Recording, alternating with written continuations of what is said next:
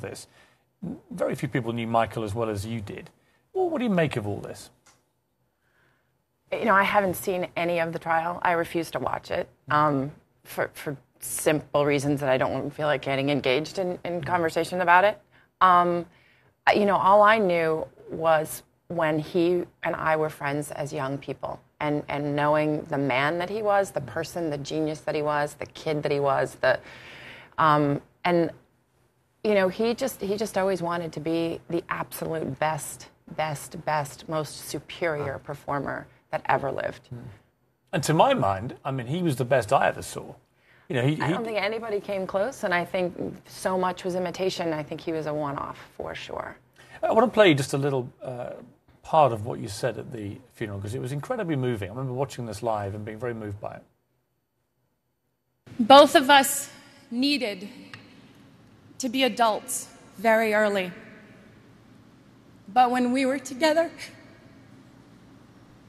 we were two little kids having fun.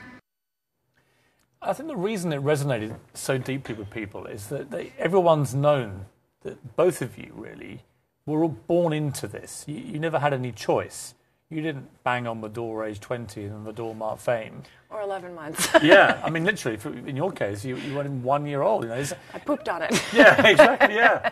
I mean, tell me about that kind of phenomenon when you don't have a world of anonymity that then gets changed, which is one thing. You don't seek it. You're just born into this. In some ways, ironically, it's easier and healthier because you don't have one form like with anonymity and the sort of the peacefulness or the freedom in that, which is then completely usurped by this public life that invades every area of your life. So in a way, I've seen it destroy young people who then all of a sudden come into it relatively quickly, even though they've been trying for 10 years. And then fame and money and all of that comes at them. Growing up with it, it's less of a big deal. It's less of a phenomenon to you insofar as you learn to navigate it early. I forced myself to be ingrained and an integral part of regular, conventional. I mean, notwithstanding that, do you still feel slightly damaged by the whole process of stardom for so long? I'm more damaged. I feel more damaged now than I ever remember feeling as a child. Really? Why? Because I was a kid, and I also had a lot of fun, and had a lot of opportunity, and we made it a game. And then when I worked, I still had to go to school, so I only worked in the summers. I only worked after school.